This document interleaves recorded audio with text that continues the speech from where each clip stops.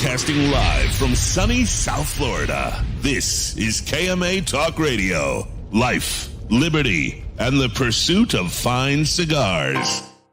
Your KMA crew, the Italian Scallion, Paul DeGracco, Alex Tavella, a.k.a. The Goat, and always telling it like it is, Honest Abe. I like to smoke them like the Winston Churchill, like John Kennedy, yeah.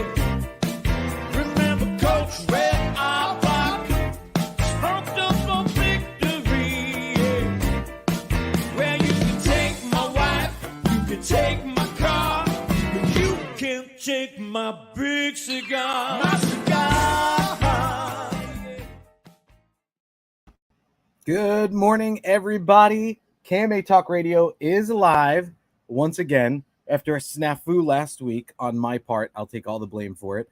Joining me today, of course, the GOAT himself. There he is. And our special guest, while Abe is MIA, we have the Coop himself, William Cooper from cigar-coop.com. Got to get the plug in, Coop. There you go. Thank you. Get it right away. Good morning, guys. Good morning. Good morning. So we want to how's everybody doing? We want to address last week, Paul. So let's just get it. Let's clear the elephant. I mean, I know you weren't feeling good. I mean, there's nothing to take a blame on. You know what it is? Whenever we're doing, we try to do the summers up in New York on Long Island with our family. And since I work remote for my day job, it's a little bit easier these days.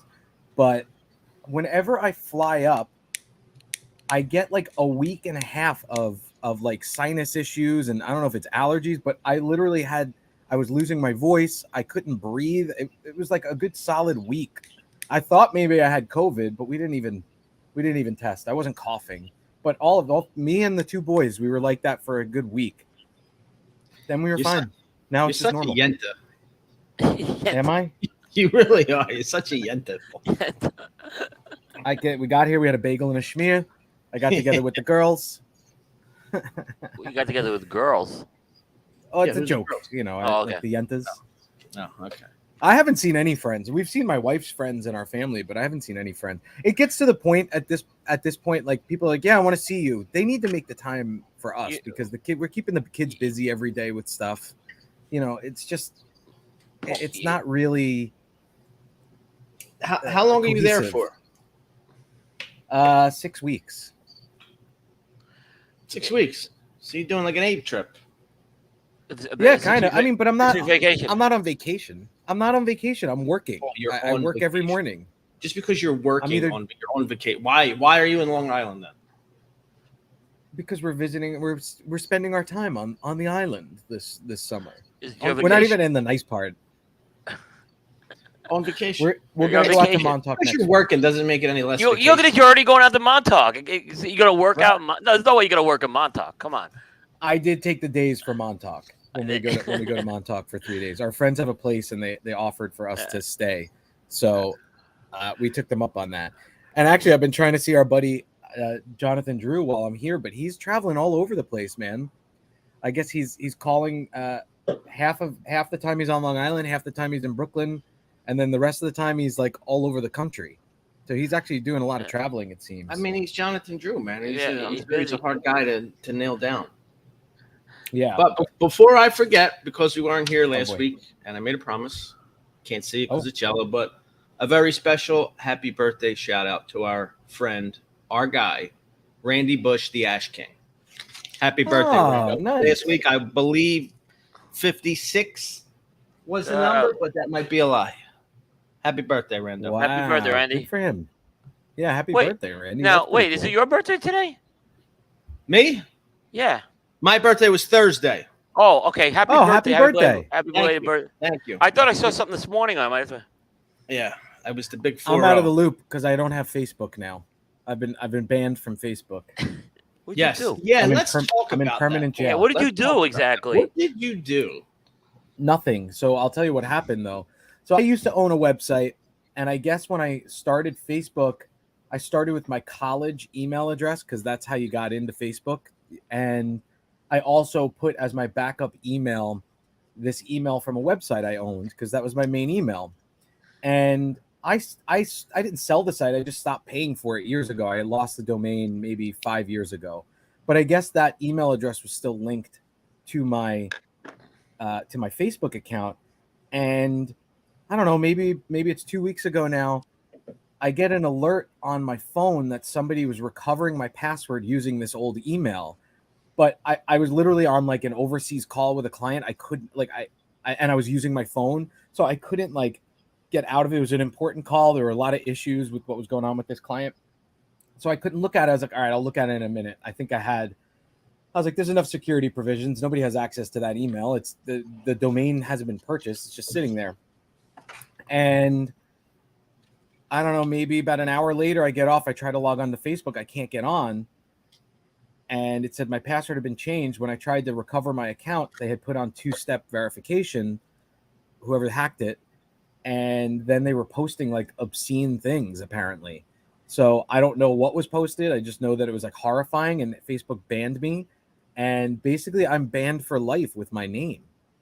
There you go. Yeah. I've been appealing it. I've been reaching. I know people at Facebook. I asked Coop about his friend at Facebook. None of us could get. I can't get anybody to help me. Thank you. And you've yet to create a new one. I did create a new one as per Abe, but I can't use my name. What do you mean you can't use your name? What if there's another Paul DeGracco in the world? Which maybe exactly what I was thinking. Yeah, I guess so. Really? That's very odd.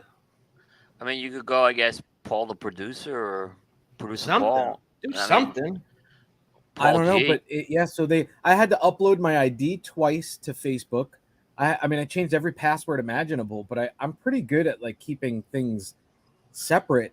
And the one, I guess what somebody told me is what they try to do is they hack into your account so that they can get access to other things linked to Facebook. Because I guess everybody links everything to their Facebook, which it's more like out of laziness. I don't. So luckily there's nothing else that they gained access to except for that email address, which I don't know how they, I mean, listen, I could ask Risty, I guess. He might be able to. That's a good idea. Maybe I'll ask him if he knows how they did it. Yeah. But it was, dude, I'll tell you what, I've been social media, and that's Instagram too, because they're linked. So I have no social media except for LinkedIn. I'm looking at LinkedIn like it's Facebook every day. Right. Oh, I have a mission for a listener and a friend. Okay. Kevin McEwen. Listen, Kevin, I need your help. We need your help. We're putting you on a mission. They don't have them here. We need you to go to Wawa. We need 5 bags of each. The new Wawa Philly potato chips. What is it? Coop? Sharp Priv and Long Hots? Yes. With Wood and the 215 special, which I believe is your salt, pepper, ketchup, hot sauce. Kevin, I need 5 bags of each shipped to me. I handle all your stupid phone orders. I get your cigars out. I need this done, Kevin. This is important. He says he's on it. My man. Good job, Kevin. Yeah, we need to do a whole segment on that. This is apparently they've come out, Paul, if you're not in the loop, and for those of you that aren't in the loop, they've come out with 3. You went to the shittiest pizza place in Philadelphia, Kevin Shahan, so we can't really. He said he tried the chips, so he didn't like. Oh, I see what you're saying. He has no taste. Yeah. So of these 3, Sharp Rib and Long Hots, Whiz Wit, and this 215 special thing, they're only going to keep one. Whichever one gets the best review or whatever, the most votes, is going to be the new. What is the 215 special? Salt, pepper, ketchup, hot sauce, apparently. Yeah, that's the area code for Philadelphia.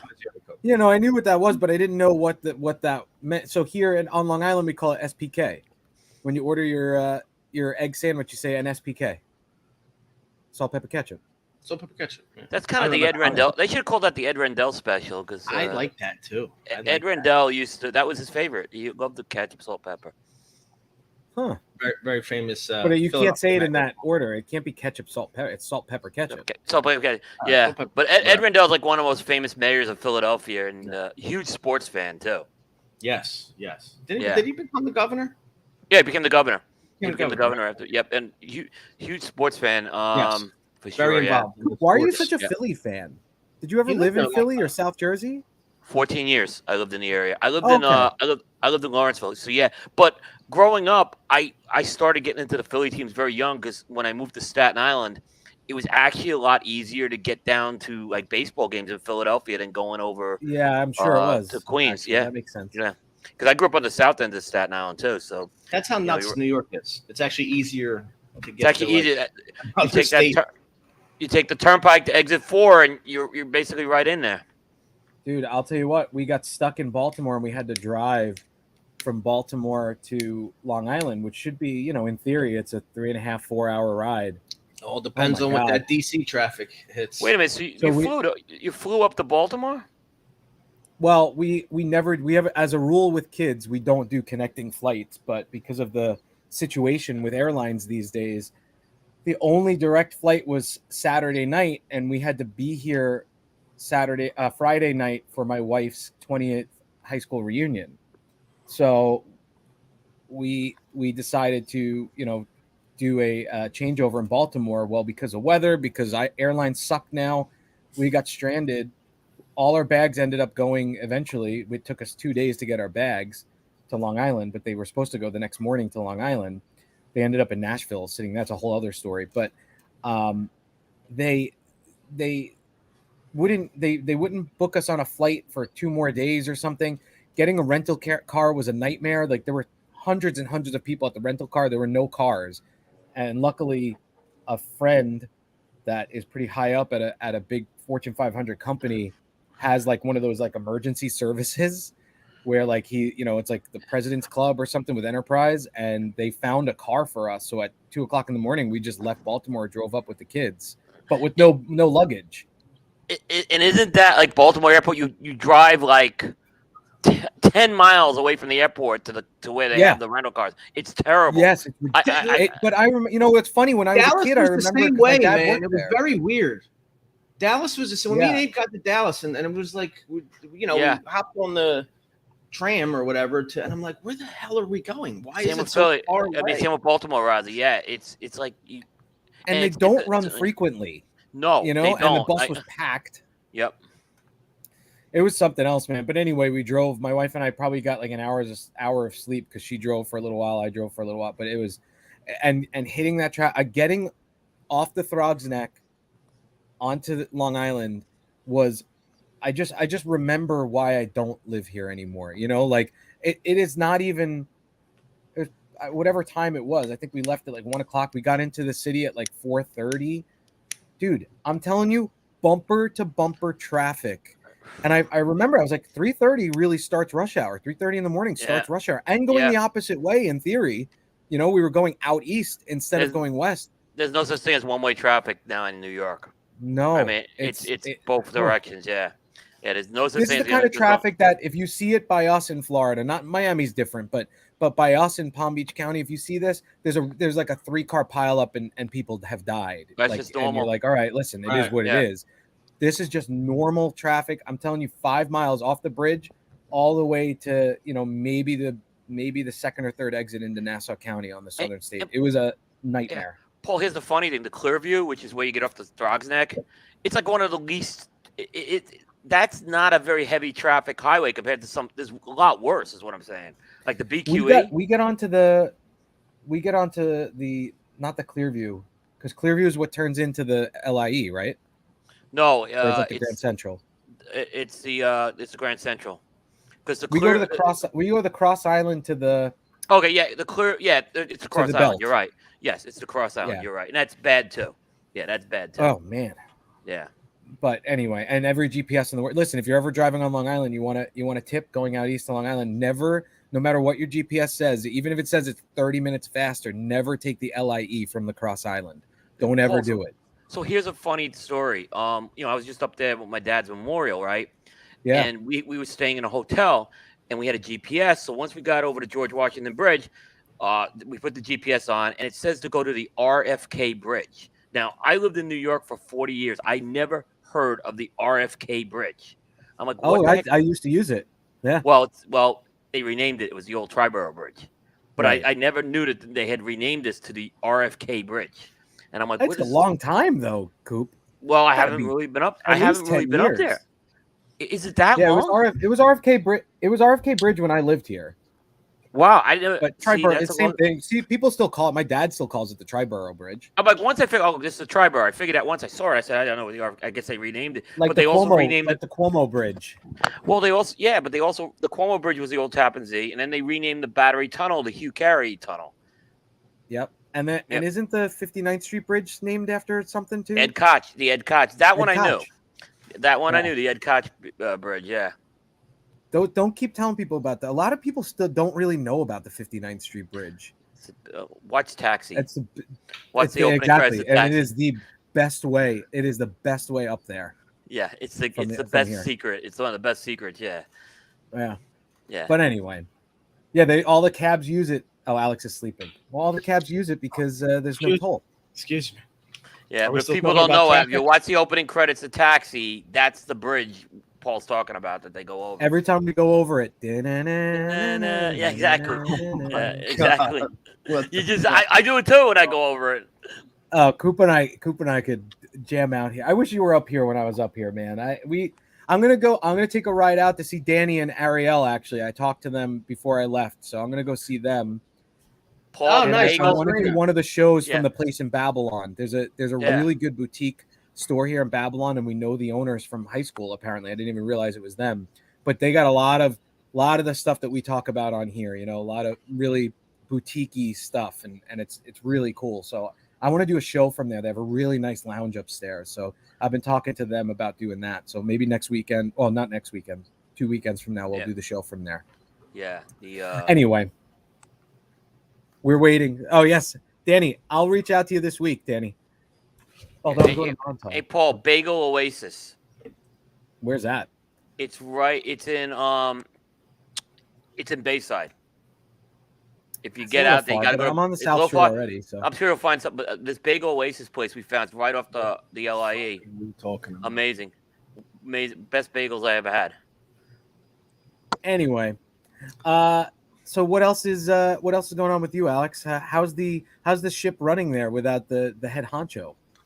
The ship's running fine. The ship's running good. You know, to his credit, you know, Abe actually took some time to enjoy himself. He hasn't really, you know, I reached out to him a little bit of texting back and forth, but he's really kind of, you know, did his thing in the Middle East and kind of, you know, allowed himself to just get away, which is nice because of a guy like Abe. You know, you'd think he'd be just as stressed being away from the ship. I think he comes back he's back, and then 2 days later he's straight out to Vegas. Do you think he actually goes to Vegas after being in the Middle East for 5 weeks and that exhausted, have to deal? The only thing that will keep him is this airline mess. So. It is very difficult to fly right now. If anybody knows, everything is. I think they said something like 7% of all flights are canceled right now, just on an ongoing basis because they can't get pilots, they can't get crew. It's a nightmare, apparently. Yeah, I think he goes just because it's a commitment he made. Mm-hmm. Okay. You know. But yeah, I think he goes out. I think he makes it. I mean, it's a lot, but probably I know I'd be 2 days, boom, boom, rather than I was going for 6 weeks, back for a week, just come in, get it. It's almost like, you're still in fly mode. Yeah, I don't have one yet. Lucky you, Coop. Speaking of, Someone just asked me what I was smoking. Someone just asked me what I was smoking. Give a plug to these guys. The place in Babylon Village I was talking about is Village Cigar. Really, really good shop here. Nice. You want to bring on our guest? Yeah, let's do it. Coop and I will talk Long Island and New York all day, but I can talk Philly with Alex too. So see, really. So I mean, we can just alienate everybody. Yeah, exactly. All right, here we go. Let's bring them on. I want all of you to get up out of your chairs. I want you to get up right now and go to the window, open it, and stick your head out and yell. It's time to meet your maker.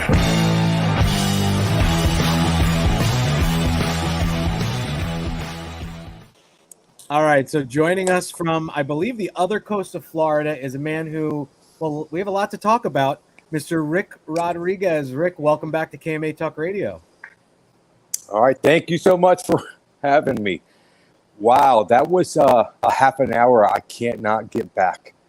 Wow, wow, guys.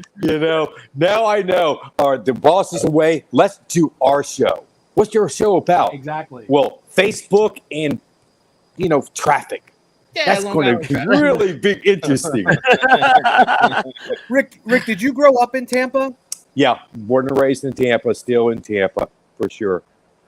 Yeah. So when you're from up here and you finally get out and see that the world, because when you live in New York, you think that like there's no other place, like who cares about anywhere else in the world. When you finally get out, I've been out for 7 years. Coop's been out for a really long time.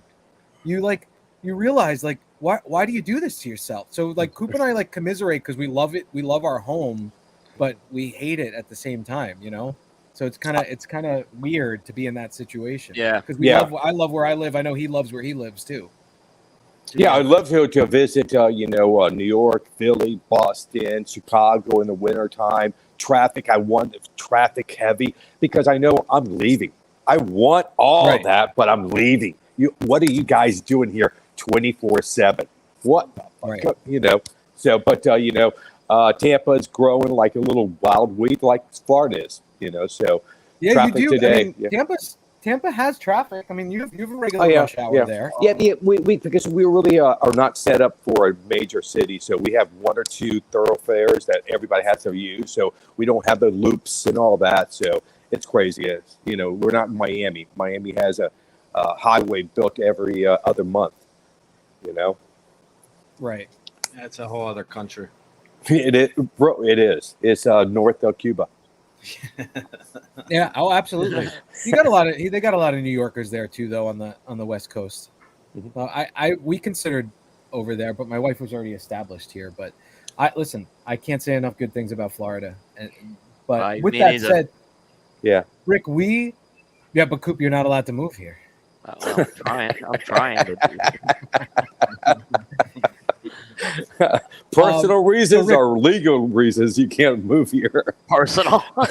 Okay. Yeah, Florida doesn't care. They take anybody here. We're the bottom of the bowl. We are the bottom of the bowl. This is where all it goes. So, Rick, a storied career. It was almost 25 years with General, correct? Yeah, for sure. It was hardest was it all decision. With CAO? No, it was General Cigar. So I started with the company 24 years ago, and I was a rep for about 4 years. And I was blessed to get to know and very personally get to know Mr. Coleman, the owner of General Cigar. And for whatever reason, he had an eye for talent, and he knew how to put people together. And so throughout his history of working with me and Benji Menendez, Benji was always saying to everybody that would hear him, I'm going to go to my grave with all this knowledge. Mrs. Coleman, you have to give me somebody to train, to teach about what we do for a living. And so Mr. Coleman just put us together, and that started my training. And so I trained in the factories for 2 years, 1 year in the DR and 1 year in Honduras. And after that training, I rode with Benji for 5 years. And Benji really taught me the art of blending cigars, or tobaccos to create a cigar. Because before that, the process of what I was trained in the factories were to receive tobacco from the farm, all the process that we put that tobacco through, all the way up to banding it, rolling, boxing it, and shipping it. But they never talked to me about blending. And that came when I started to work with Benji. And then after that, I went to work. So 7 years of training. And then I went to work with LaGloria to replace Ernesto. Ernesto was bowing out of, LaGloria. And we formed this team called Team LaGloria. It was me, Michael Giannini, and Yuri Guillen, the manager of the factory in Nicaragua, for LaGloria. And that team was together for about 18 months. And then we merged or bought CAO, and that blender retired. And they tapped me on my shoulder and said, we're going to take you from LaGloria and make you responsible for blending for CAO. And that was 13 years ago. After all that, you had to make a decision. So 24 years, you had to make a decision. So tell us about that decision. Obviously, it was all over the news. I think Coop reported it here as well. Yeah, on the sure. Scoop with Coop. Tell us about what that decision was like. to finally leave this place? You know, I've always thought that, about maybe 5 to 7 years ago, I thought that I wanted to do something by myself. And I really thought that something by myself was going to be a shop in Tampa, because I thought I was done with traveling. Because, for the last 10 years, I was on the road an average of 200 days a year. And so between traveling in the U.S., I also had tours in Europe and Asia every year. So that, it's just wearing on me. I love the business, but I kind of wanted to take a back step. So that was always in the back of my mind. What happened? 2020 happened. 2020 happened, and we're all kind of stuck in your garage, your office, your home, and you start to scratch your head and like, what am I doing? If time is running out or time is very valuable, am I doing what I should be doing at this part of my journey or my life? And then a friend of mine, my partner for West Tampa, he always calls me on holidays. And so January the 2nd, he called me to wish me Happy New Year's. And he says, hey, what are you going to do? I said, bro, I'm thinking I'm going to retire from Jello Cigar and open up a little shop in Tampa. And he says, bro, if you don't mind, I would love to do something with you. Let's form this partnership. And he says, we'll do that. And we are going to open a shop. This is Gus, right? Gus is your partner. Gus Martinez. He was a VP of marketing for Jello Cigar for about 6 years. And there's some mergers going on when SCG really took hold of Jello Cigar, and he was kind of replaced, and he was let go. And so we already stayed in touch. And then he says, okay, let's do the shop. And he formed this business plan. And bro, we're going to sign a lease. And he called me one night about, we were going to sign that on a Monday. Thursday night at 10 o'clock, he called me and said, Ricky, I'm out. I mean, what do you mean that you're out? Bro, I can't do this with you because I'm going to be in Richmond. He still lives in Richmond because that was the home office of Jello Cigar. He says, I'm going to be in Richmond. You're going to be in Tampa. You have to run this shop 24/7. So anything happens, you have to take care. And all I'm going to do is collect money. And that's going to strain our business relationship or our friendship. So I'm out. What I'll do is I'll do everything to get you in that shop. I said, bro, I can't do it by myself. I don't want to do it. Have you ever thought of doing your own line? No, I really didn't. He says, let me put together a business plan if I create a business for us. And he started to say, okay, if you had a business, what will you call it? So, bro, I really want to connect my grandfather, my history, where I live in Tampa. And I was born and raised in West Tampa. He said, stop. I love that. How about West Tampa Tobacco Company? Bro, I don't know. I'm sure it's already taken. I know it's going to be taken. And there was a West Tampa Cigar Company, but there's never a West Tampa Tobacco Company. And we just took that name and we started to kind of show people our plans. But I was kept in the background because I was still working with Jello Cigar. And so I had to do a lot of planning on the weekends and night times and all that. So we knew that if we're going to do this, we have to seek out smaller people. We couldn't go to a Rocky Patel, a AJ, a Papine, because the news like, what's Ricky doing in your factory? So we started to fish around and we discovered 3 little factories. One was in the DR and 2 were in Nicaragua.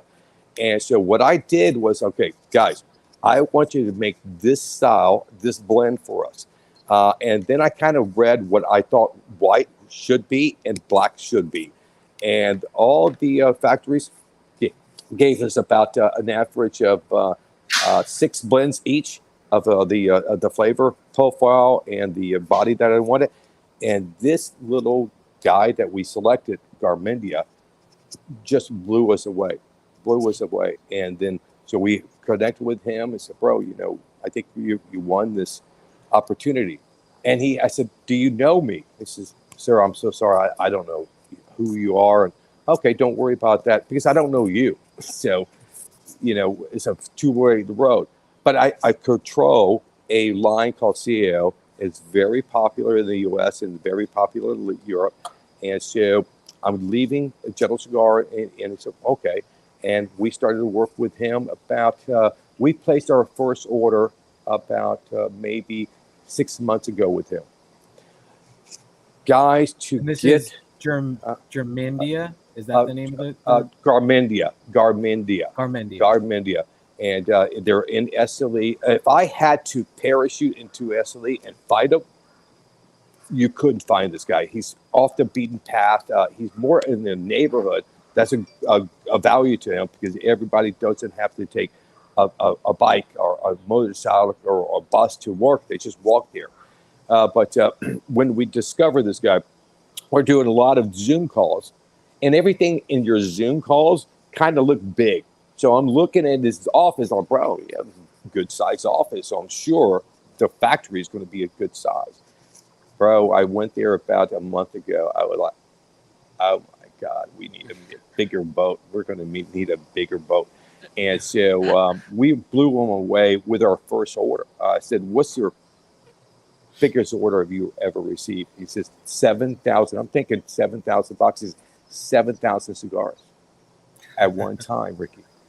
Wow. And it was, he worked with two big players too. And I'm not going to name the players because that's their business, but two major players.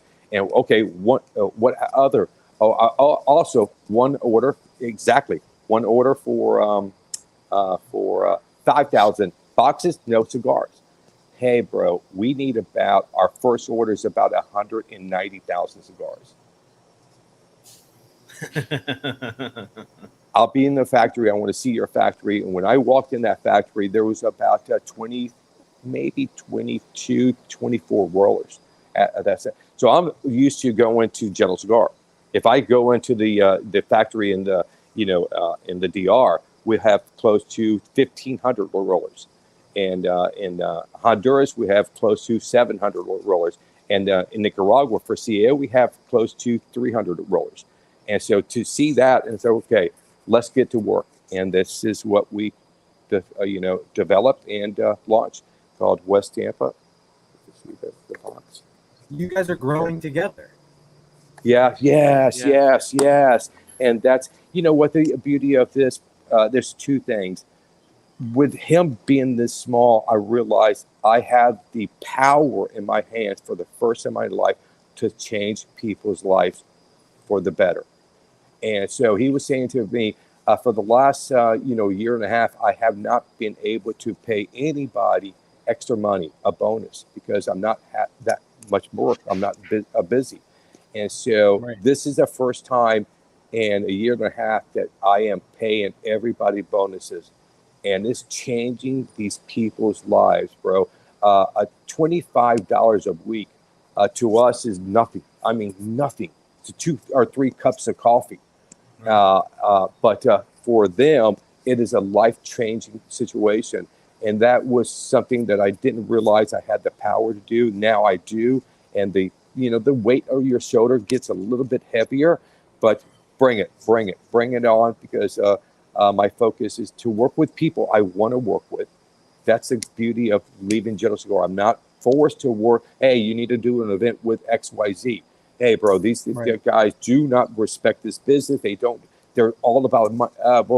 You do your job. Now I don't have to do that business.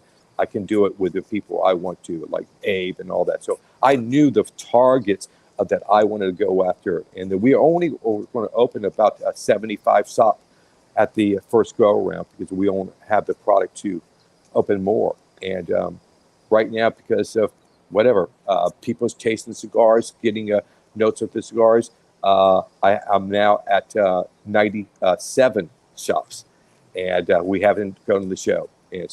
And we're also in Europe. So we are a global company. We're in 7 countries right now in Europe. China wants us, but China's a very difficult country to work with to get your cigars in. But we're going to do that in Middle East wants us, so I'm going to do that. But yeah, so far so good, guys, and we're excited to go to the trade show and start to talk about West Tampa and what it means to us and the value to you guys to carry that line, and hopefully it's going to be work for you guys. Rick, Coop, did you ever hear of? Oh, go ahead, Coop. I was going to ask you a question. Ask you a question first. No, ask you a question first. Okay. Had you ever heard of Garmandia? No. I'm going to say I haven't, but I have. But yes. That's what I'm going to say. The only reason why I'm saying I know that they were doing some work during the pandemic for some other companies. Yes. But no one was naming the name of the factory, and then afterwards, it got named. Is what happened. So I didn't really like. I don't think there's another company at the trade show that's got stuff coming out of there right now. So I think this is a very unique proposition that Rick's got going on. Right. And he's going to be with us at the trade show. So he's so excited. Hey, bro, he has not left he has never flown on a plane. He's never been to the U.S. And he's going to come to Vegas. And Vegas is going to represent the U.S. in his mind. Like, oh, my God. No, this is not the U.S. And that after that, he's going to visit a cousin that lives in Chicago. Oh my God, that's another story. But Cooper, I can say this: you do know these characters. I know you know everybody, but the two characters that worked with them in the past are very close to you. Very close to you. Okay. I mean, a friendship other than business, a relationship is it? Yeah. So I got it. Yeah. And both of them called me and said, "Bro, fuck you. I'm sorry, but you know what? You stole our little hidden jewel. We were planning on doing more with this guy." Yeah. And So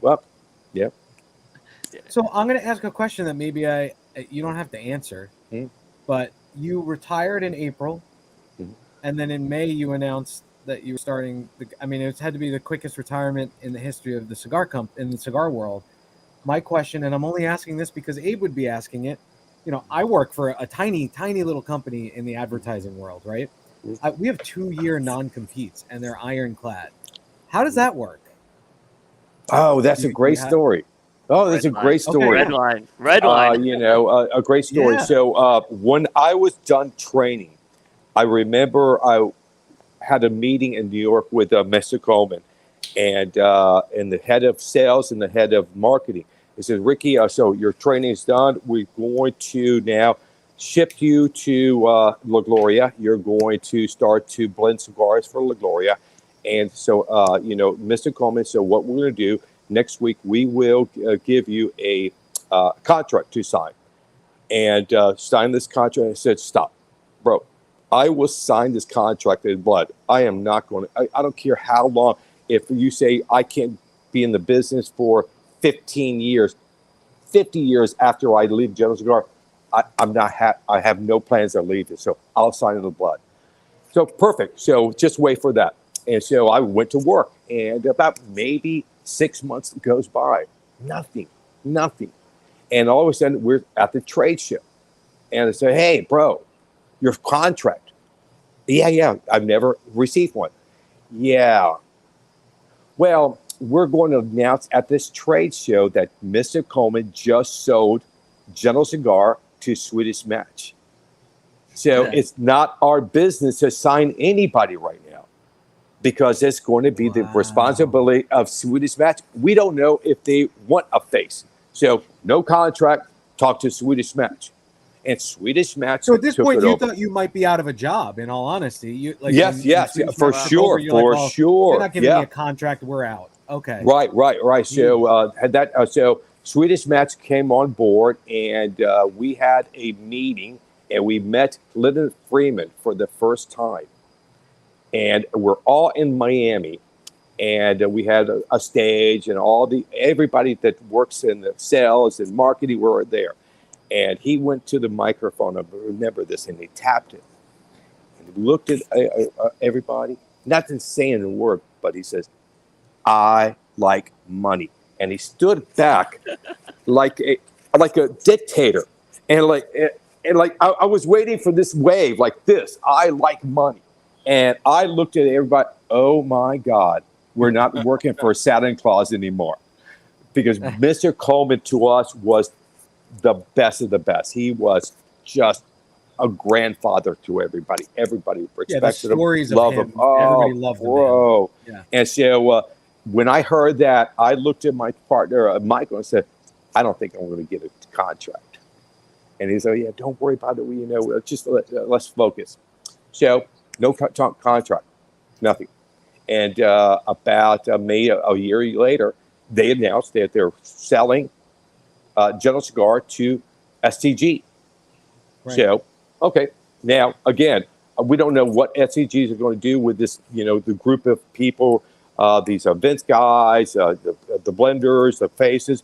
So it's their responsibility. You're in limbo again. Yeah, again. And so about STG took over, and about a year later, they say, hey, we want you to go to Europe for a tour for your first time. You're going to spend 6 weeks in Europe touring the countries. Bro, I'm in. Let's go. I've never been to Europe. On your dime, let's go. And so, by the way, where's your contract? You're not going to. Now, they started to plan this before they announced it. So they already set up every shop that I was going to visit, every country I was going to visit. They're on board. And they says, okay, contract. I said, really? A contract? Yeah. Well, let's go this. About 5 years ago, General Cigar was going to offer me a contract. I was going to sign that in blood. When Swedish Match, because I just wanted a job, I was signing it in ink. Now, I don't want to sign in pencil because I'm not going to sign. Because you guys have wasted so much of my time worrying me that I have a job next year and all that. So I'm not, if you don't sign a contract, you don't go to Europe. Okay. Nice. Oh, no. We need you to go to, it sounds like your problem, not mine. So what do you want to do? Okay, no contract. It's kind of one way. Wow. And all of a sudden, when I try to retire with General Cigar, it was like leaving the mafia. They're like, there's no way. You have a contract. Like, oh, yeah, dig for one. And they're fucking digging and digging. You have to have something, a piece of napkin with him signing something. No, sir, we have nothing. You knew that whole time you didn't have it. Okay. Yeah. And so, that, he says, that doesn't happen. Yeah. No, it doesn't happen. Business, No. right? It doesn't happen. It's just, that's my life story. I know this for a fact. I should be under a prison or in prison this day because people have looked at me, came to my life and directed me to this situation, not this one. And I just think it's my guardian angel, whatever you want to call it, always push that around. And nobody signed it. And so I was lucky. And General Cigar, they were angry. I'm sure they weren't happy. They were angry. But ultimately, there was no way that wasn't going to happen. Yeah. But you know what? I did the right thing, bro. I did not steal a penny from General Cigar. I worked until I left General Cigar on April the 29th. It was a Friday. And I was going to retire that Friday. So Monday, I'm free. And so I worked an event. And everybody's saying, for my last month, why are you doing events? You're done.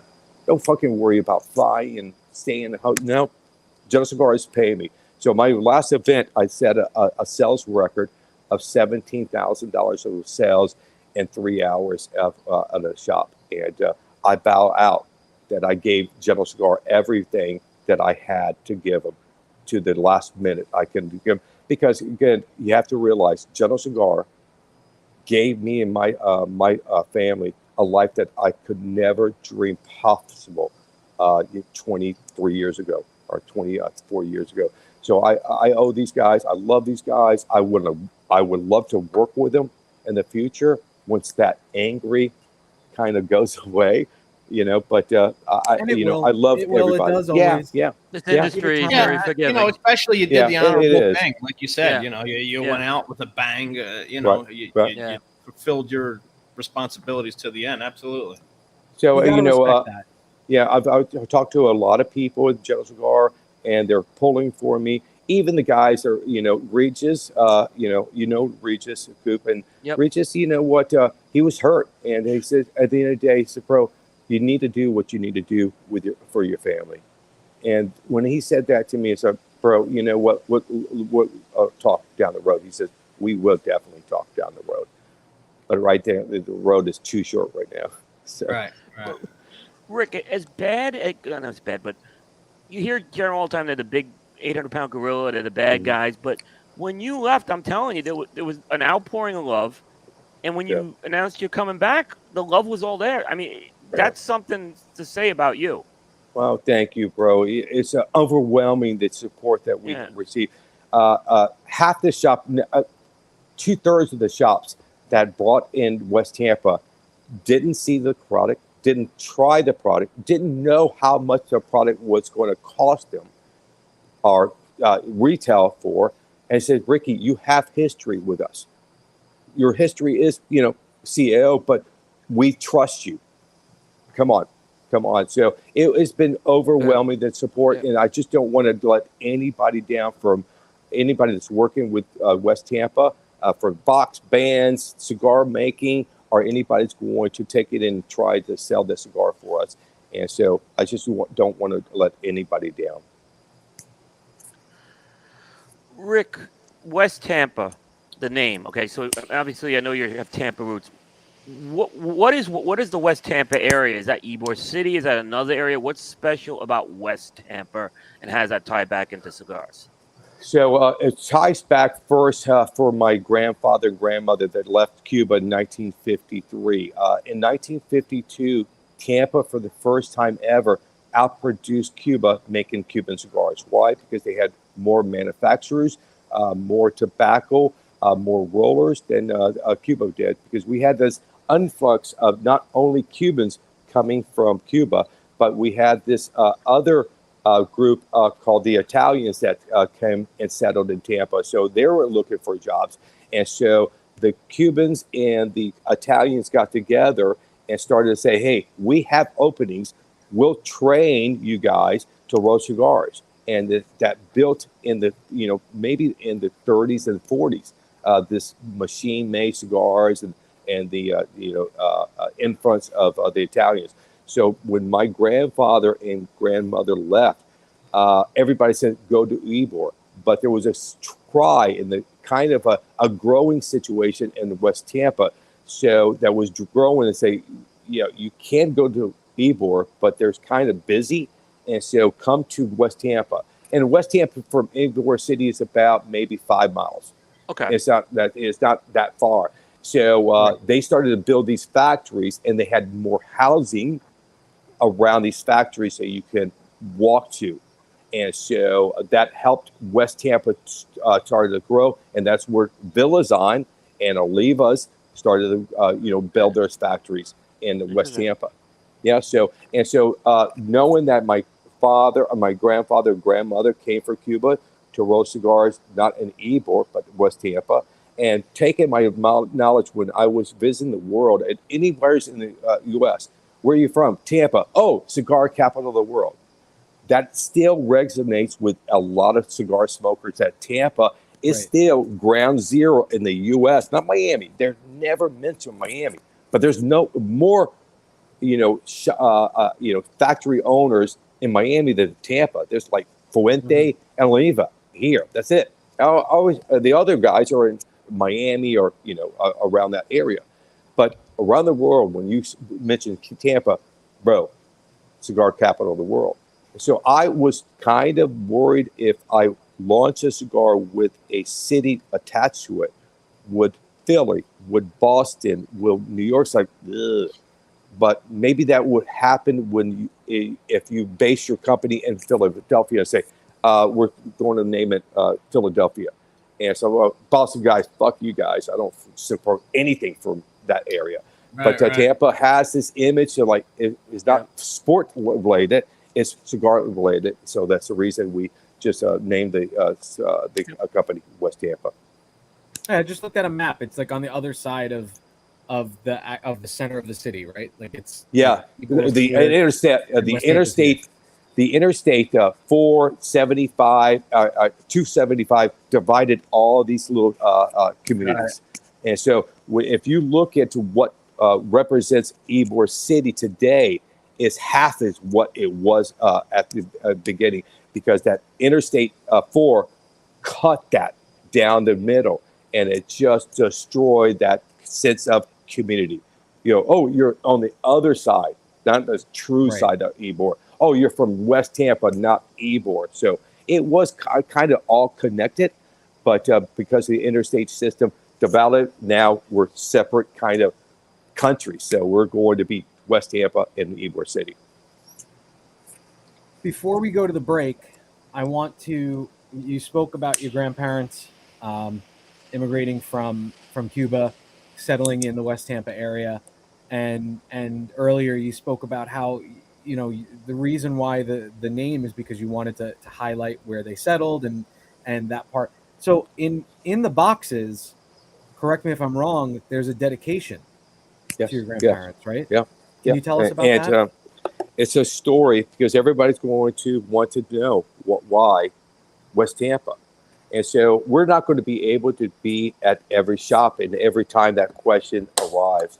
So what we did is let's write the story inside the box. So if you read the story, you'll find out West Tampa is because Ricky's grandparents came, and it goes to the history of who helped me become the blender I am today. And I kind of shout out to Benji Menendez in that little paragraph.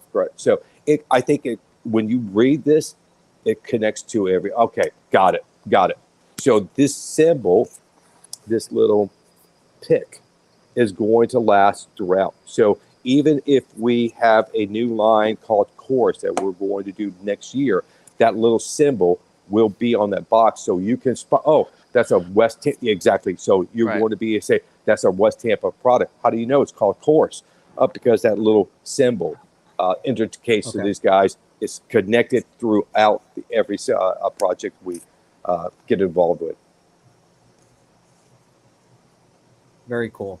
I want to talk a little bit more about the cigars themselves. I know that Charlie Creekmore wants to know. He's got a lot of detailed questions, and in my reading, I've read about the two blends that the white and the black that are coming out. But I want to get into that in the second part of the show. Coop, did you have anything else that we can touch on quickly before we jump into a break? Oh, I think we covered. I think that's good. I think that was kind of where I wanted to go next. Good. Yeah, it's cool. It's funny because I spoke to Abe very briefly a week or two ago, and that was my question to him. You answered obviously how it happened that you were able to start up right away, because even guys like didn't Saka have to wait a couple years, Coop, before he decided to a lot of these guys. Yeah, Sock had to wait. Nick Malillo had to go on. He formed like a consulting company for a little while before he was ready to launch. So, and we've seen issues. Probably had everything ready. They both probably had everything all set to go, but they were waiting out their time. Yeah, and look, people may remember about 11 years ago when Sam Lucia left Oliva and tried to launch his own company, and he had a non-compete, and Oliva went after him and basically had an injunction from him displaying at the trade show. So, I mean, these things can get enforced and they can get sticky sometimes, is what I'll tell you. Oh, man. Yeah. But, wow, what a it's just lucky, bro. It's just lucky. It's amazing. Nothing wrong with luck, man. Yeah, because, you're controlling a line for Jello Cigar that was when we took over CAO on the lines of Jello Cigar had Macanudo, Cohiba, Punch, Partagas. It was number 7. When I left it, it's number 1. If you take out smalls from Macanudo, if you're just looking at the premium line, CAO is the biggest selling line for Jello Cigar SCG today. That's to me unbelievable. So the first time in Jello Cigar's history ever that somebody took over number 1 place from Macanudo. It's been from 68 to 2020 was when we really took over. So a lot of years that was number 1, and now, they are CAO's number one. You know what? The person that decided to make that purchase from Tim Ozinger was probably patting themselves on the back right now, man. They made a good choice. All right. Yes, so we're gonna go take a break. You know what? Let's do this. Let's talk about that when you get back on. Because Perfect. It was not a good. Yeah, it was. We were very worried about CAO, and CAO was going to go to a house brand. So it was going to go. Wow. This is what I want to talk about that then, because that's something a lot of our listeners. We've had Tim on the show before. And we've talked to a lot of people from CAO before. So I want to talk about that then, because that's interesting. And I see Coop's eyes lighting up. Like, I think I know part of this story. I think Rick told part of this story to me in an interview. But so I think but I'm hoping it's maybe something different. But it's the other big deal is, look, you have the two faces of CAO back at the trade show this year for the last 25 years. Yeah. It's it's kind of like soccer and Melillo in 2015. Now you got the two big names of CAO over the last 25 years. You're back. Even though you didn't work together, it's still to me, it's a big deal. Yeah, it is. It is. And when I saw the announcement, I knew about 6 months ago. I got wind of it. I'm like, oh my God! I'm so happy I'm not out there representing CL, and he's trying to tell the story of CL. Like, oh my God, it's so confusing right now. Yeah, it would be so difficult. All right, we're going to take a quick break. Right. I want to talk about CAO. So when we come back from the break, we'll do CAO. We're going to do Name That Jam. We've got Would You Rather, those fun games. Is there a tail of the tape, Alex? I don't know. Yet. We didn't start it again. Cooking up a new season. Yep. Okay, so we won't do that, but we got a lot to talk about with Rick Rodriguez. Don't go anywhere. We'll be right back on KMA Talk Radio. Keep it lit. The H Oven, Nicaragua by AJ Fernandez. The original versus the heritage. What's the difference between the two?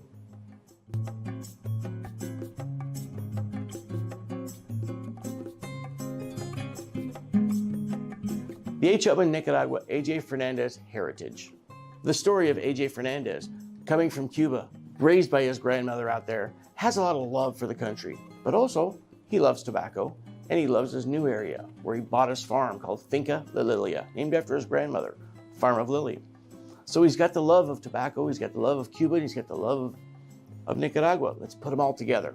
So that tells the story of this triple fermented Brazilian Matafina wrapper and AJ estate grown Nicaraguan binders and fillers, creating a beautiful array of some sweetness, soft leather, a little bit of spice, with nice aroma notes of black pepper and earth tones. We hope you go out and enjoy this one, that it really tells the story of AJ, his love of Cuba, Nicaragua, and H Oven. So please go out and try one. I think you'll thoroughly enjoy it. H Oven, Nicaragua, AJ Fernandez heritage.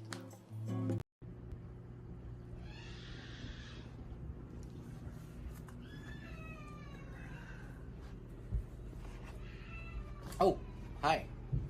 Staying at my brother-in-law's house, me, the kids, and the dogs. But, it doesn't really matter where you are or to each his own with whatever you're surrounded by, because you can enjoy your favorite things wherever you go, like Bonner Private Wines. Now, this Malbec is an Argentinian Malbec that's almost as rare as this common Eider right here. You see, it's grown in a vineyard that is 8,950 feet in the air. It's part of a sampler pack that Bonner Private Wines offers KMA listeners. All you have to do is go to KMAWines.com and you can get a 3-bottle sampler for a great price. We give you a discount from KMA, and they'll also discount the shipping for you. So check it out, KMAWines.com, and before the show starts up again, I'm going to talk to this very rare, beautiful specimen of a bird and finish up my Bonner Private Wines. Keep it lit.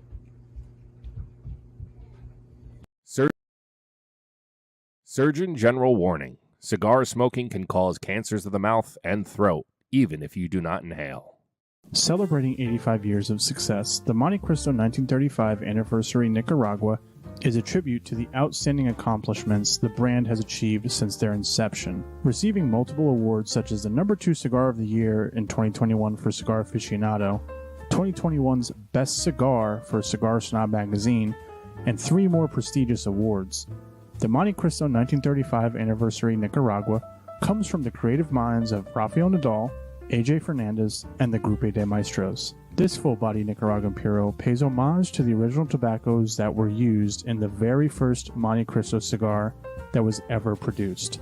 Flavor notes you'll detect while smoking this gem are pepper, cedar, and chocolate, which pairs perfectly with a cappuccino. No matter what 4 sizes you pick, this classic smoke will send you on a trip down memory lane and all the way back to 1935. Oh, well, that was a quick intro back in. Welcome back to KMA Talk Radio. It's Paul, Alex the Goat, and William Cooper from cigar-coop.com. And we are joined by our special guest, Rick Rodriguez. You know what's so weird? This is terrible. I was looking at that commercial, the Bonner wine commercial, and we were just up at my brother-in-law's house. We were sleeping in that room of death downstairs, and I saw my one little dog was there, and then I saw out of the corner of the screen my big dog that was still alive last year when we were there. I got a little teary-eyed. But anyway, we're back. We're talking to Rick Rodriguez. I think. Oh wait, hold on. We got a little audio. I think Alex will do name that jam, and then we're gonna go to Rick and talk to him about the CAO stuff that we wanted to get into, and hopefully Coop will have some new details because I can tell he's chomping at the bit. Rick, are you there still? Yeah, for sure. Okay. Can you hear me? Okay, great. So yeah, we can hear you. So Rick, this is what we're gonna do. Well, let's intro it first. So I'm gonna intro our game. You're the contestant on this game called Name That Jam, brought to you by our friends at Avo Cigars.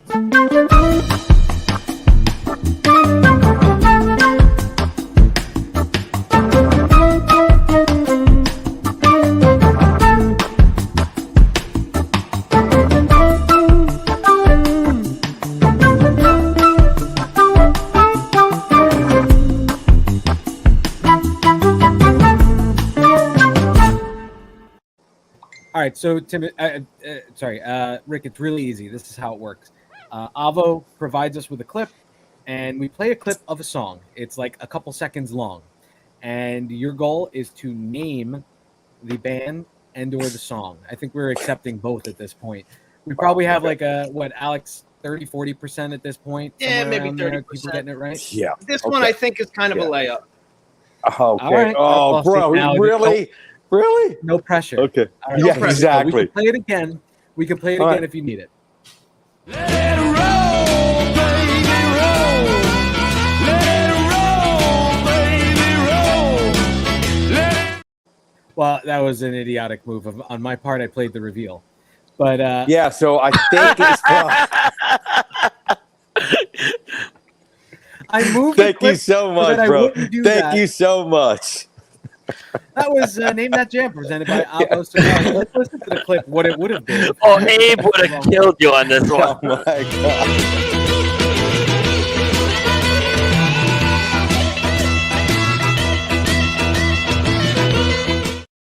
God. Would you have gotten that? That was not a layup. Because, that song was written in, I think, in Clearwater. Oh, well, wow. That's probably why it was picked. Yeah.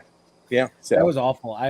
No, man. No, that was horrible. But thank you so much for doing that, because I knew that I'm not the guy that I love music, but I do not pay attention who's singing this song. But so thank you so much. Well, if you didn't get it, anyone watching, that was Roadhouse Blues by The Doors. Thank you. Right. Name That Jam, presented by Avo Cigars. What does Abe say? Seamlessly pairing great music with fine cigars for many years. There we go. Oh, Abe's going to kill you. I moved the clips. I moved them so that I would not do that, too. Like, I specifically pushed them up, and I still made the mistake. It's been a little while since we've done this. Yeah, All right, so happens. let's get back to the interview with Rick. Rick, you were about to tell us about CAO. So when I was saying that, you know, the guy at General that decided to acquire CAO was probably patting themselves on the back, but you're saying that's not what the deal was in the beginning. So tell us what was the climate, what was the situation surrounding the CAO acquisition? So at the beginning, this is what I heard from management. So at the beginning, they didn't want CAO. They went after this is the name of the shop. Coop. God, who was that? They were looking for a different brand? Yeah. So the brand was made in the factory. It was their factory that was making Toronjo. So Yes. they really wanted Toronjo cigars Back that then. was making cigars for CAO. So through the process of buying Toronjo, they said, well, the deal is we just talked to our partners at CAO. They are also for sale. So we want to do this. We want you to buy Toronjo and CAO. And so now we're not interested in CAO, but if you want us, you have to do this. And so, okay, we'll do this. And so about 6 months later, Toronjo says, you know what? I think you're going to gobble us up and you're not going to do the right thing for our brands. And so we're out. CAO said, whoa, we're not out. We want to stay in. And so, no, without, Toronjo, we have no reason to purchase you, CAO. And so I think they negotiate a better price point. And so, okay, we'll buy them. And so at that point, General Cigar was getting calls from catalog guys. We need our own house line. Would you sell like Punch or Excalibur to like? There's no way we're going to sell that. But maybe we'll acquire somebody and make that yours blend, or your house blend, or your house company. And so when I was chosen to start to work with CAO, I remember kicking and screaming, I don't want to leave La Gloria, because La Gloria is still doing this. Even though Ernesto is going to kind of go away, La Gloria is still on that pace. And so I've never enjoyed a cigar from CAO. The only cigar that I smoked was maybe their the Brasilia. And I said, bro, this is a great cigar. But I never got into that line. And so, which is the one that most people, if you mention CAO, that Exactly. seems to be the one, right? Yep, Who- that's that what got people me into. know. Yeah. yeah, because that was the number one selling line for them forever. And when they introduced that cigar, it just took off. And that was their number one line until maybe 2017, 18, when Flathead overtook for the first time being the number one selling cigar for CAO. So now it's Flathead and Brasilia number 2. And so we knew that. So going down that road, I said, bro, I don't now, I'm sorry. You think I'm asking you for permission? We're telling you you're going to go to CAO. And so when I went to CAO, the marketing director for CAO and me had a meeting and said, guys, you have 2 years.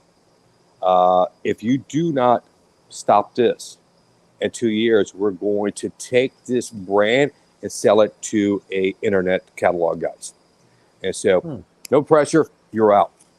And so we started to make cigars for CAO. And the first cigar that we introduced to the market was Osa. And Osa was kind of the great cigar that got better over time, because at the beginning, bro, when I started to introduce myself, do events and all that, bro, everybody's, you guys are going to destroy CAO. You're the big company. You don't care about your companies. You're going to just make it a mass production cigar from General Cigar. I said, bro, don't blame me. I'm here to do my job. I'm just doing my job. And so Osa was okay. And then I got too big for my britches. And I wanted to connect where CAO was based in Nashville. And so I did a series, a cigar called Concert. So Concert was a epic failure. I mean, it was off the market in less than 18 months. It was a record at that time for a cigar that General Cigar introduced to the market and got off the market in 18. So I have 2 or 3 records. I have most sales and events, most sales for a cigar line, a Flathead, and also I have the championship the cigar that was taken off of the market so quickly that even a dead line that General Cigar have done in the history had 2-3 years worth of trying. But Concert was get It was a get good it cigar, off the Rick. market. It was, but it wasn't a bad cigar, yeah. it was a presentation. Kevin What we Shahan learned, said it was awesome. what we Yeah. learned was presentation means a lot because a lot of guys saw that box and, oh, it's a gimmick. What is this? Music, a concert speaker? We're out. Bro, taste the cigar. Now, because they're already setting their mind. I don't like this presentation, so I'm not going to like the cigar. And that's what happened. Because I knew that for a fact because I was doing events and sometimes I took out of my pocket, hey, try this. If you don't like concert, try this one. It's unbanded. I'm working on this sample for the next try. Oh. Now, if you can launch this cigar, I would buy. Really? And I never saw, hey, the band in my pocket is called Concert. Yes. Here, look at that. Look at that little. And compared to today, though, Rick. Yeah, but compared to today, this is not gimmicky. It's funny. Not Exactly. But people aren't ready for it. You're right. Yeah. Yeah. But we learned from that, and we learned that the blend wasn't bad, but the presentation. So we get a market. So now I'm forced. Okay, guys, it doesn't look good. Yeah, Right. We're going to give you one more shot. And the shot was to launch the cigar. And I was working on a project. They usually give us a year, 6 months for the blend and 6 months for the presentation, the story that, kind of tells the story about that blend. And everything that they did was marketing driven. So the name was created by marketing. The blend was created by marketing. All they did for us are like, this is the blend we want. And they wanted us to take all the world blends, whatever world series that we have, and make it one cigar. So they wanted like 7 fillers, one binder, and one wrapper. Like, that's 8 or 9 tobaccos fighting each other. And so, well, that's your job. Oh, unless you, we're going to call it sync, like the boy band in sync. I don't like that. Well, again, it's not your job to like it or not, but your job is to do it. And so we're working on the project, and then they showed me the box. And when I saw the box, I was like, okay, I'm done. I'm not going to be able to represent the cigar. I'm not going to be able to step up to anybody and say, hey, enjoy this cigar called Boy Band in Sync with this rainbow that threw up on a box. It's just horrible. And so I remember calling Dan Carr, the president of Gentle Cigar at that time. I was in the factory on a Monday. I said, bro, we're done. We can't get this blend down. Have you sold the box? You like the name? The name is kind of, but that's not my job. I'm the president. But how about the box? Yeah, the box is, I don't like it. Well, you need to stop this project. And he said, no, we're too far. Ricky, we're only 2 months from the trade show. We need to row 75,000 cigars for the trade show. So we need to blend this week. I said, bro, I'm done. He says, what are you going to do? I said, bro, allow me to create a new cigar. He said, Ricky, you're in the factory. It's Monday. If you can create a blend, a presentation name by Friday when you leave, and I'll see you on Monday in Richmond to showcase your new cigars. I said, bro, let's do this. So I had this Crayon concept called Flathead. I love the old car engines. I love the old Ford engines. So I said to the guys, we're going to do 2 blends. I'm going to create one blend, and you guys create one blend, my team. And we did it. And my blend won. But we're smoking that blend on Tuesday afternoon, late afternoon. And we're smoking. I said, bro, the blend is good, but it's too hot in my mouth. I need to either change the tobaccos to cool it down, or what do we do to cool this to offer more flavor? And the roller that I work with all the time to make my blends, I said, Ricky, box press it. I looked at him, bro. Okay, let's box press. We knew that was going to cool the cigar smoke on your mouth. So, okay, box press one, and we'll smoke it tomorrow. And we smoke. Okay, we got it. Okay, let's go to the box factory, and we just purchased a CNC machine that cuts lids. I said, bro, I drew a picture of a kind of engine block, make this on the lid. And they did. And I said, okay, give me that lid, the cigar, and I'm going. So do me a favor and start production on the lids. And so when I get home, before I go to the meeting, I want you to say how many lids you make. I said, how many you want? At least 1,000 lids over the weekend.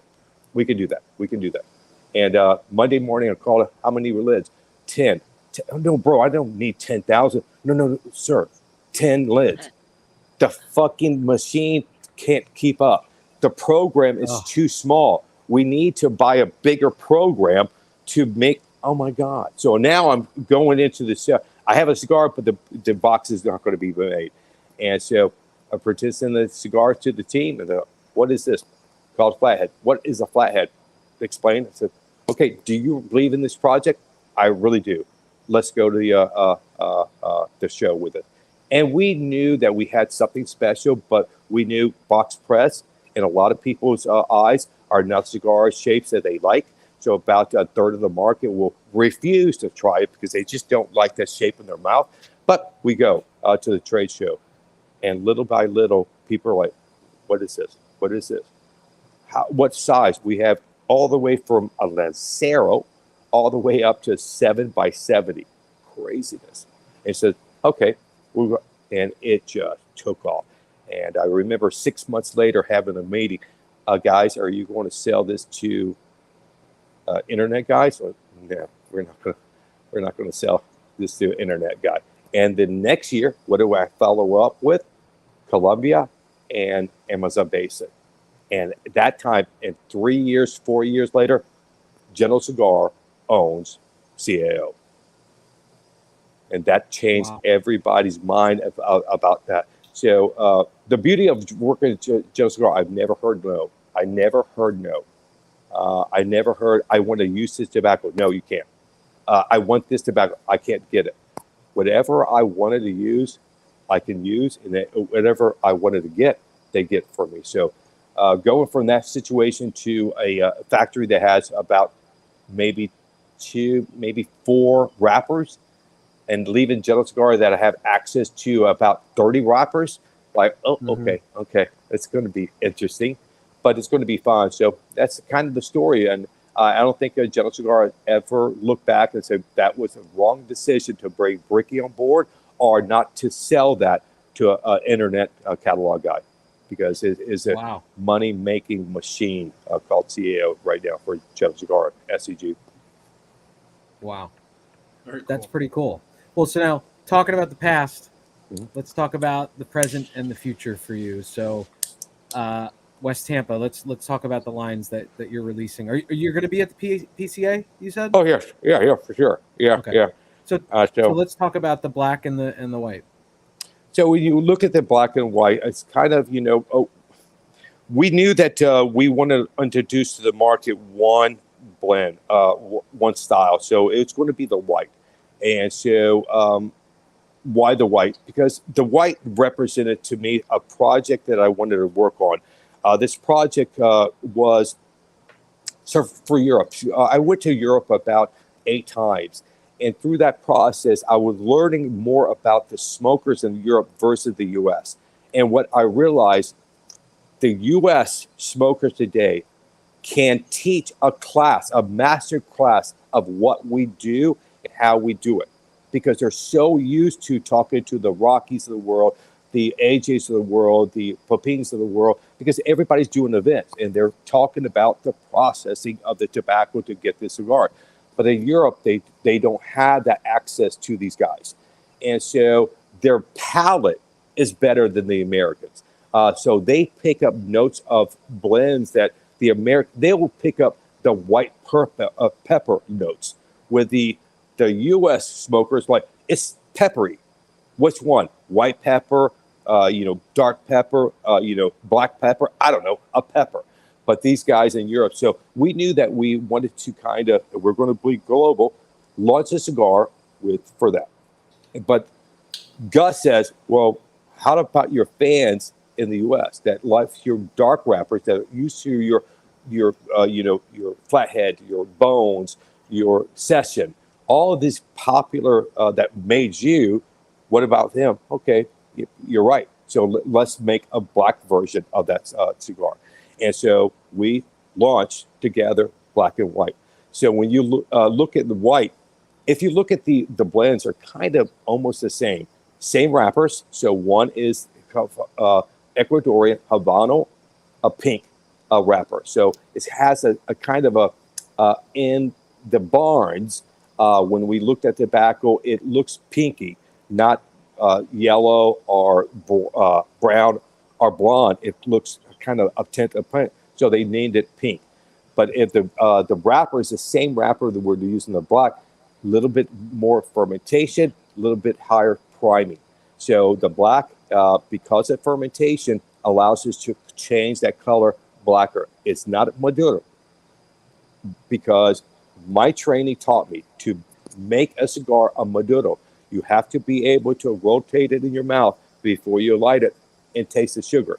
Why? Because what we did with fermentation is heat your tobacco higher temperatures, break down the starches. What is starch? Sugar. So any Maduro, you should be able to rotate and pull it. But now, when you smoke it, we can disguise it, take that sweetness out of play.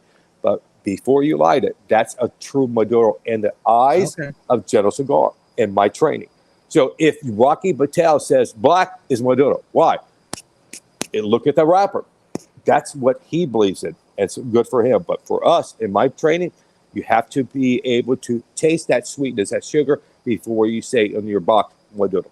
So if you look at, so what you discover for me when I smoke the white citrus with a finish of nuts, a peanut, something maybe not salty, but a nuts flavor in the fidget. When you look at the black, more body, more spice. So we're kind of playing opposite. With the white, I want to really focus on the flavor of that wrapper. But the black, I want to really highlight and bring in the front my blend to create that spiciness, that more body for that cigar. And when will these be available for people? Well, like I said, I opened up now over 90 shops, so they're on the market right now. So what we're doing is at the trade show, that is in our eyes, Plan B, are the second round of opening accounts, and they will start to receive that product, West Tampa, and maybe mid August to late August, beginning of September. But the guys that I have on board right now can continue to sell it, order it, whenever they want. So we have enough product to fulfill any orders after we release, because we didn't want to sell out everything, just opening accounts, and it catches on fire. I need to order a couple of boxes. I'm out. Well, that's the death of your cigar. When can I get it? In 2 months, bro. I can't leave that space empty for 2 months. So you're out. And so we calculated what we sold in pre-packs and what we're going to help behind for reorders. So that's the same thing we're going to do for the next round. So if we can only open in this trade show another 100 accounts, 125, we have to say sold out, because we're not going to lie to these guys and promise something that they're not going to get until January. Yeah, they've made the space. Yeah. Well, my question to you is, and then I'll let Coop jump in because I'm sure he has more detailed questions. But my question for you is, after 24 years in the business, working for a powerhouse like General, like you said, you could really get any tobacco that you wanted. I'm sure you had heard from other people in the industry, like, man, we love this wrapper, we can't get it. That type of thing. So after 24 years, and you were kind of like in the best position as a blender because everything was available to you. One, did anybody any of your mentors try to convince you to not do this? And two, did you ever question yourself whether or not you should even be doing this in the current climate? All the things are stacked against you, right? When you're starting, especially in this day and age. So one, did anybody try to convince you not to do it? And two, did you try to convince yourself not to do it? No, I have a group of people that I really trust and respect, and I reached out to Ernesto, I reached out to Benji, I reached out to a handful of players in the Eric, So I've reached out to these guys that I think are my friends. And when I said I'm thinking about retiring and doing something on my own, their response all the time was about time. And what do I need to do for you? Wow. And so when I was, told that, all my worries of am I doing the right thing, that timing is right, or I'm picking the right partner, all that just went away. So when I had the belief in people that I respect are over me in my eyes, my mentors, and I considered, Eric a mentor for me because he owned his own factory. He didn't work for somebody. He blood, sweat, and tears built this from nothing to something. And so when he says, bro, do it. It's your time, and I will be there for you if you need anything from me. And so, let's go. Let's go to work. And so I don't worry about tomorrow, and I definitely don't worry about yesterday. I just live my life today. I really do. And what that's going to happen is going to happen. I know this. Somebody's going to smoke cigars. Somebody's going to bring in new cigars. If you believe in your project, if you believe in your product, you have a fighting chance. And all I need is that door to be open. And it's my job to sell it the second time, the third time. Your job is to sell it in, get it to the shop, and then kind of share that with your fan base. It's my job to make a blend that they want to go back to. So all I need you guys to do is open your door, open your humidor for me, and I'll do my job. I'll do my job. Is it, bro? You're in. You're in. Couple technical questions before I turn it over to Coop for the hard-hitting questions. But so Randy Bush is asking about the price point, and Charlie is asking about the box counts. Box counts are 20. Price points, depending on where you're at in your tax situation, $8.99 for the Robusto, $9.99 for the Toro, and $10.99 for the 6x60. Okay. Price well. So Rick, obviously there's future projects that you're going to have, and I'm not really going to drill into those with you because I know it's still probably a ways away, but is the plan you're going to still work with one factory, or are you going to work with many factories? How are you going to work that going down the road? That's a great question. I think, we'll work with multiple factories. What I learned from General Cigar, being a company that owned 3 factories, I was amazed when I was done with training in the DR for a year. I thought I was ready to do my job, and said, no, you need to go to Honduras and learn their process. Like, this is the same company.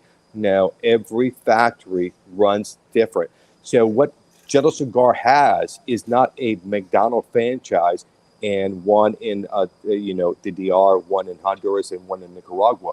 What they were smart enough to do is say, we already have a factory that produces this style in the DR. If we're going to buy a new factory, we need new styles, new ways of fermentation, new techniques to offer us something different. So if you look at General Cigar or FCG, what they own is 3 burger joints, but not all McDonald's. One is McDonald's in the DR.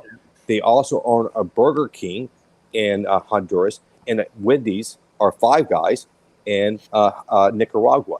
So at the beginning of the day, all 3 of those burger companies start with the same thing: a beef patty and a bun. How they process it, what they add to it, how they present it to you is different. But at the end of the day, the core is the same. Tobacco is the same. How you process that tobacco makes it different. So knowing that was a value to General Cigar is going to also be a value to me to work with other manufacturers. Not only give you some end manufacturers out there, if you're known for a full body, spicy cigar, you're going to have problems developing that mild, creamy cigar because you're not used to working with that style of tobacco. And so for me, what project will dictate who I'm going to work with, because that project that I want a high-end cigar, maybe Garmendia can't reach it. Right now he has no access to Connecticut broadleaf. I know in my heart I want to do a cigar with Connecticut broadleaf, and so who has access to that? Who can I work with to bring forth that blend that I have in my mind using that wrapper? So I'm going to be forced until I control a factory myself, but I have to work with other players, and those other players have been coming after me left and right too. So I've been receiving calls for a lot of manufacturers. Bro, think about me. I would love to work with you and make a cigar for you. So as another benefit. That's good. That's good. I mean, that's a good thing to hear. Are you going to – I understand for this project, the black and white, you really couldn't probably get his hands on in the factory as you wanted to just because it was the circumstances. Is that the plan going forward, that you'll be a lot more involved in the factory and the blend development? For sure. You know, again, the reason we chose Gourmandi, he was closest to my image, even if I was making the cigar, and what that should taste like and perform like. So that was, to me, like, okay, I want to work with this guy closer. But any factory from now on that I work with, I will be in there selecting tobaccos from all the way from the fillers to the wrappers, the binders. I wanted to use this. Show me what you have to offer me, and I'll start to do my job. Now, again, I'm used to working with a team.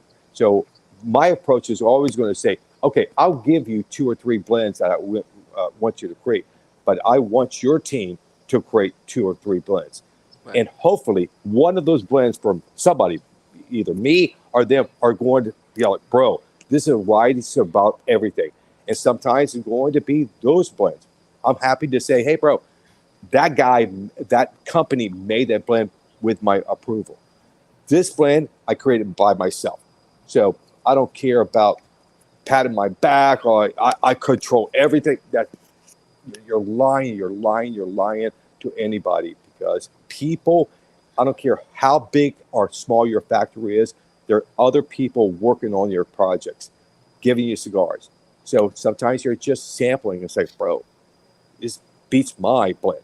So let's go with that. So I'm not a guy that said, well, it's not my blend. So, you know, I have no problem to say, bro, I did not, like with West Tampa, I did not blend this cigar.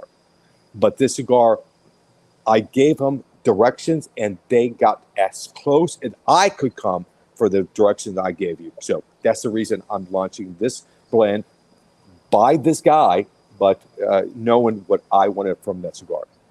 I don't need that crap. I don't, at 62 years old, bro, I'm done with the, you know, it's all about me, look at me, and look at me. I don't need that anymore. I just want everybody to do their job and make everybody proud.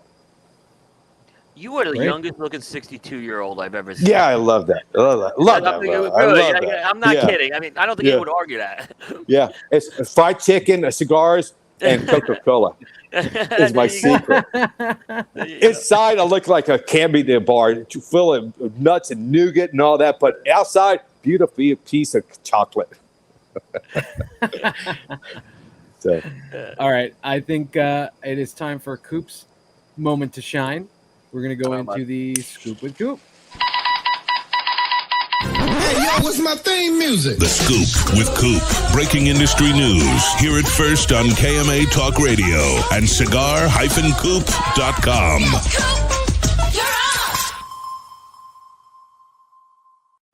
All right, so at the cusp of the PCA trade show, I'm sure Coop has a crap load of news to talk about, with no teasers, of course, and no rumors. Cigar-coop.com for all your cigar news needs. Coop, what do you got? I'll tell you, this was the busiest news week in the cigar industry in at least 3 years. I can imagine. There was a lot that happened. We're not even going to get to a lot of it. But let's kind of just pick up where we left off with the Tim Osgood return. So it was kind of, some people were surprised, but there were, like, when you start creating Instagram pages and you see trademarks out there, it wasn't a total surprise to a lot of people, is what I'll just say. But he is back. Now, one thing, him coming back, is he's formed a company called Osgood Family Cigars. and that's going to be his company. But he is also it's also been announced that he's a partner in Crown Heads right now. So, he's based in Nashville. Crown Heads is based in Nashville. Crown Heads is actually going to handle the distribution for his brand. He's going to be working with Tabacalero Pichardo, which is Ace Prime's factory, and Crown Heads distributes Ace Prime, and they work with that factory. So it's kind of this, contingent or family, if you may. And Tim, from what I understand, is going to be at the trade show. He is going to. There's 2 cigars that are coming out. The regular production cigar is a cigar called Bosphorus. It features an Ecuadorian Sumatra wrapper, which I think that Pichardo factory that's a specialty wrapper they like working with. They do a lot of good stuff with, and that's named for Bosphorus is like a strait that goes through Istanbul, Turkey, that divides Europe from Asia. Is what I've been told. So. That's going to be the regular production line. Then they when the second day they announced there's going to be a limited edition. It's called Pi Synthesizer. Don't know. There's not a lot that's been talked about that limited release, but it's going to feature artwork from Tim's father, the founder of CAO, Jano Ozgener. So the late Jano Ozgener. So. There'll be a second cigar, more limited, that you'll see as far as that goes. So I think, like I said, Tim's presence at the trade show is going to be a very big deal. He hasn't been there in 12 years, from what I understand. My first trade show was the last. Yeah. It's funny that when he was on the show, we had him on the Where Are They Now? Because Abe was trying to sit back and think, all right, who's gotten out of the industry that we haven't heard anything from that's really out of the industry? And Tim used to be one of the ones that he would mention. Well, Timmy Ozgener, he hasn't been. Nobody's heard anything from him. When we had him on the show, he kind of hinted to us that he was working on something. But and by the way, I can't find pictures of the other one. I found Bosphorus, but I can't find. They don't have pictures of it yet. They haven't. Like this one's a little more of a secret. This one, that they're gonna unveil. That's Bosphorus, the one that I showed. Yep, that's the one. But, yep. The interesting thing is when the trademark kind of leaked out for Ozgener Family Cigars, I went to Abe because I know Abe knew it's Tim, and Abe could play poker really well, and so I was just like, "Oh, really? That's a surprise." I'm like, "He knows."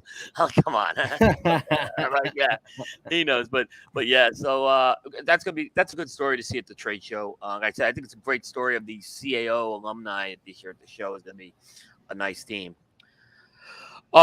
Moving on, and I'll just get away from PCA for a couple of stories. The groundbreaking has officially started on the Arturo Fuente factory in Nicaragua. It started this week. Carlito actually sent me a private video of some of the bulldozers. So the big deal is the Fuentes are going into Nicaragua. They they were there years ago, but during the revolution lost what they had. So at the beginning of 2018, Carlito announced there was going to be a factory built in Nicaragua. About 4.5 years later, they broke ground on it. So, I would sign of the times, I'm sure. Yeah. I mean, I expect 2025. That's a rendering of it. It's called, actually, the name translates to Beauty and the Beast. Wow. So it's it looks like Disney World. When you go to Carlito's factory, it is like Disney World, Paul. It is like I've never been. If you've heard this is his factory in the DR is the Willy Wonka of cigar factories. I'm just going to tell you, and I expect nothing less. I mean, every detail and every artwork in that DR has meaning, and I can imagine it's going to be the same thing. That's why I don't see this factory going until 2025 if they're going to do it like the way Carlito wants to do it. I think it's going to be a while before we see that factory done. Paul, you should put both of the factories on your screen, Garmendia and Carlitos. Yeah. That is a really good.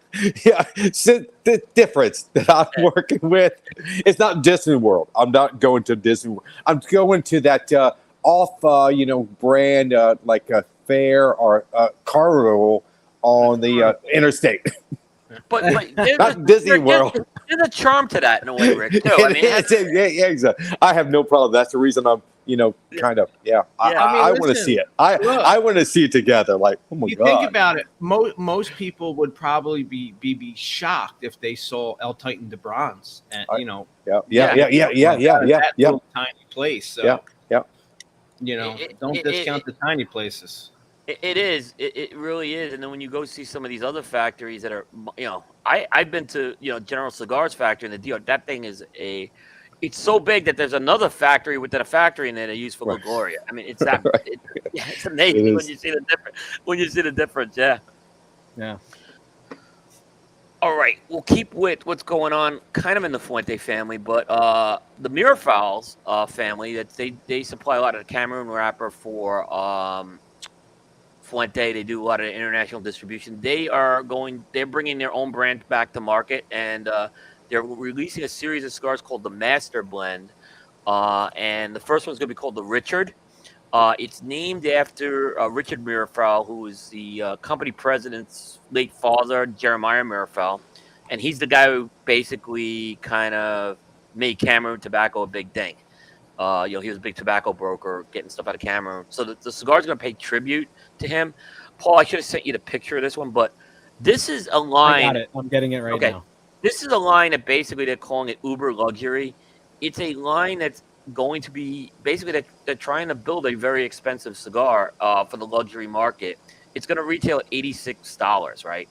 So again, this is a cigar. Wow. Yeah, and it's wow. But here's the thing: there's a market for that stuff. It's not it's not what we smoke every day. Because Saka even did it with $100 cigar. But again, it's not something that's gonna. I mean, Cohibas in general, they did those Spectres and stuff. They were $100.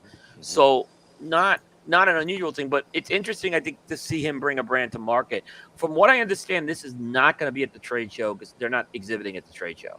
But they did announce that the timing was kind of interesting on that. It is fancy looking, but I wouldn't expect anything less from him. Yeah, I wouldn't. That's kind of him, right? Like he always has that air of class to him. Yeah. It's fitting for sure. Yep. It's funny. I'm trying to think if I've ever smoked. I've never smoked a unicorn. I may have smoked cigars that were worth that much because they're rare, like older cigars that were gifted to me. But I don't think I've ever had like a new cigar that new retail would be more than like $30. So that's maybe that's my fault. I should try. I smoked some very good ones. Okay, in a high price range like Saka's. I smoked the Spectre. I smoked that Davidoff Oro Blanco. Really good cigars, but there's no way I could justify that price point. Yeah, it's for a market that's different than the everyday smoker. Yeah. Right. But it's a celebratory cigar, right? Like it's not. That's not. I mean, I don't know. Like listen, the Oro Blanco's $500 cigars. It's not necessarily a celebratory cigar. There's a certain market. Right. It's for the Rolex, Lamborghini crowd. Right. Right. Yeah. Well, listen, man. Don't say that. I have a Rolex. I'm not that guy. I'm not buying $80, $100, $500 cigars. Like I think. I don't know. I feel like that's something when your first child is born. I mean, we're not talking about your used Rolex. But guys, what about Cuba right now? Cuba cigars they're doing just a regular Cuba cigars now, reaching 20 to 30 euros. Right. So they're getting used to the price points, and the fans of those lines are like it could say it's not the regular cigar guy out there. It's a guy that I want the most expensive cigar you have on the market. I'm just sold my company for $1 billion. So I want that cigar. Right. Yeah. Jeff Borshowitz, of Corona Cigars told me stories of people coming into that store asking for exactly that. Like he has requests for that. So I could see that. And look, this is a very small production that Mirafal's doing. I think it's like 600 boxes a year of the blend. It's not a big production. It's obviously big because of the name, but yeah. You can see there's a little like ashtray that's packaged that slides out of that box too. Yeah. So it's a cool. Different cigar, different market. People tend to get all bent out of shape. Like, why is it so expensive? But people buy expensive cars, and stuff like that. So there's a market for it for sure. There's a market for it. Exactly. I'll mention one quick thing. I know we're running a little late, but there was big news out of Oliva this week. Oliva last year purchased a bunch of brands from the Reyes family in Honduras. One of them was Cuba Aladias. And this week they announced the blends they're doing for Cuba Aladios. It's interesting because Oliva has their own factory. They're known for making their own cigars, but they contracted out both the blends. There's a limited edition cigar that's going to be done by Ernesto Perez Carrillo Jr. So that's interesting. Oliva producing a cigar in the Dominican Republic. And the actual, what they call the original blend is going to be the regular production blend. That's going to be produced by Julio Aroa in Honduras. So kind of an interesting move that Oliva is making, contracting out these two blends to other countries, other factories. We haven't seen it. And I think it's going to be interesting to see where Oliva goes with some of the other brands like, Puros Indios, et cetera, that they acquired. But and that cigar will be at the trade show this year. Cool. Yeah. What else you got, Coop? I'm going to, there's a lot. So I'm going to just say maybe we hold it. I'll just make LaFleur announce the Solis this past week. Casa Cuevas announced Sangre Nueva. Ace Prime has a cigar called Mas Indias. So, wow.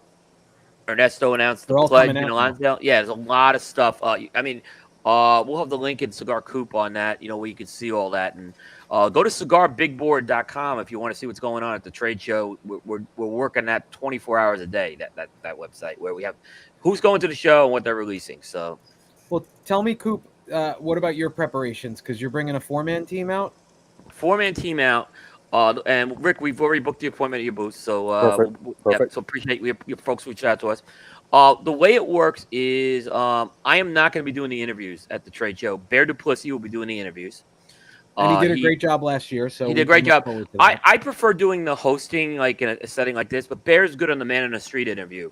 So Bear's going to be doing that. Ben Lee is going to be basically our videographer and post-production, and maybe he'll do some interviews, I'm sure, participating, as all of us will.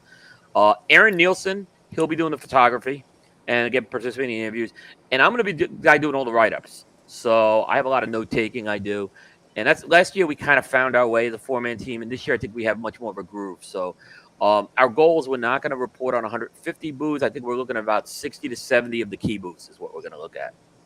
And what everybody wants to know is who's going to be in the compound. What's the compound look like? Because you do a media or a cigar coupe compound at least, or are you doing a media compound with a bunch of guys again? We do. It's a combined compound with myself and the Palace folks. We get a different place every year. We selectively invite people, and it's not just to because we want to make it elite or exclusive. We just can't have big parties there, so we have to kind of control the crowd. So does anybody ever just show up? Like when Saka was there, I think I saw videos of Saka there. Yeah, they show up. I mean, just show up. They show up because word of mouth gets out, and we put he came at midnight, right?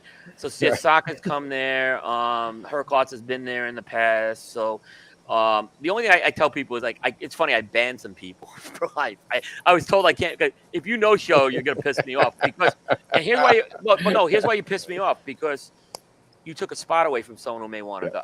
So look, if you're gonna come, please come because we don't want to. The idea is we can't have 50 people there because you really can't have that in Vegas. But I did lift the lifetime ban on Juan Cancel Thursday night.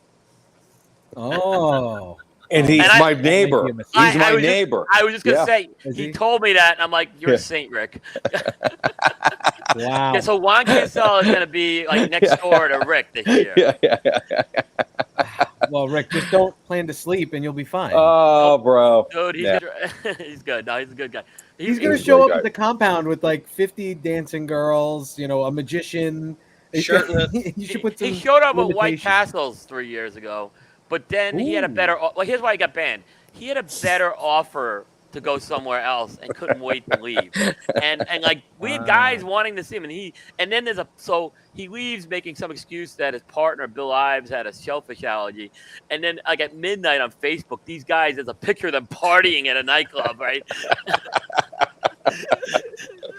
He got caught. He got caught. And so he actually Thursday night on my show came totally clean on that. It was funny. He admitted that. Yeah. Unless you have a camera in my room, you'll see me sleeping at 12 o'clock. Hey, bro, yeah. There's no. I was gonna yeah. say, if There's no way. Oh my Rick, God. what you got to do is if you hear loud noises over there, like partying and music, just record it and we'll share it on air here. This is what it's like rooming next to Juan Cancel. Yeah. Remember, this is first of trade show. I'm going without General Cigar's credit card in my pocket. So. All right. Good point. Yeah. So I'm going to be hiding. Right. So while KMA will be dark next week, make sure to check out cigar-coop.com for all the updates. Coop, you'll be doing the interviews live on Facebook, or they'll be coming out, while you're there, or how does that? No, post-production there'll be a couple of recap like live streams we'll do, but most of it's post-production. What we found is that people get too saturated getting everything in a 4 or 5 day span. So we go about 30 days.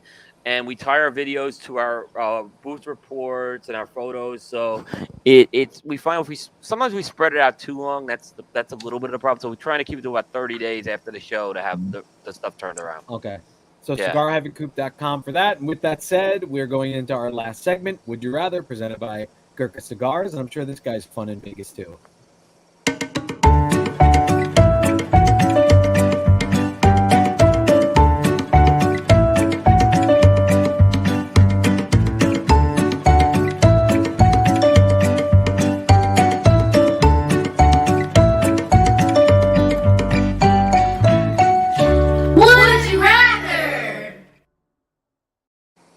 All right, so the way that this game works, Rick, it's real simple. It's just like back in the day when you were in high school or junior high. Would you rather? We're going to give you a couple scenarios. You're going to say which one you would rather do, be, or say.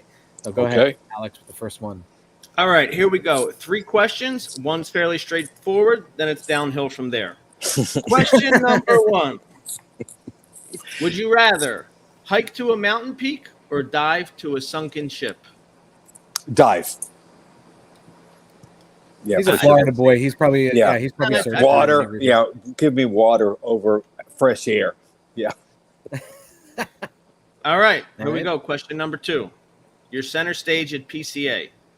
Would you rather have to sing a tune or do a dance routine? Dance, because of disco. I'm born and raised in the 70s. There you go. Nice, Rick. Nice, sure. good job, Rick. Yeah. That's the easy one. Everyone knows my answer. I always sing. All right, here's where it really goes downhill. Would you rather be half your height or double your weight? A double my weight. Yeah, for sure. I can't get any smaller height-wise. But double my weight, because everybody's now saying, hey, bro, you're losing too much weight. Are you sick? Bro, I've been the same weight for the last, 15 years. 143 pounds. All man. 143 pounds. With boots, with jeans, with a flannel shirt on the poo, waving now. 143 pounds. Well, that's actually an ideal weight. Yeah, that's good. For my size, for my bone structure, yeah. But my wife says, you 1 more pound less, you're a bitch. You're just going to be my bitch. Like, God, baby. Wow. yeah, exactly. In the show with that, Oh, man. Well, Rick, we want to thank you for coming on the show. It's always good to have you. We'll be looking forward to seeing all that comes out about you at the PCA show and your continued growth. So thank you again for coming. Thank you, guys. I had a great time, and I'll see you in the show. Take care. Great. And, of course, I want to thank Alex for helping me out and trying to make me look good, even though I keep screwing up the video stuff. And Coop, as always, thanks for jumping in. I think we still have another couple weeks of no Abe, right, Alex? Well, there's I guess after PCA he'll be back. Yeah, after PCA we'll be back. Next show Abe will be back. All right, but maybe if he doesn't feel like doing the show, Coop we'll call on you again. Whatever you need, yeah. I appreciate it as well. Happy to do great it. Co-host, thank you. Thank you guys as well for the opportunity. Cigar-coop.com for all the latest industry news, rumor-free, teaser-free. Guys, it's been awesome. We will be off, as Alex said, next week for the PCA trade show, but we'll be keeping you in the loop on Facebook and, of course, retweeting Coop's stuff. And I won't be because, well, hopefully I'll have Facebook back by then. We'll see. But until 2 weeks from now, this is KMA Talk Radio saying keep it lit. Thanks, everybody.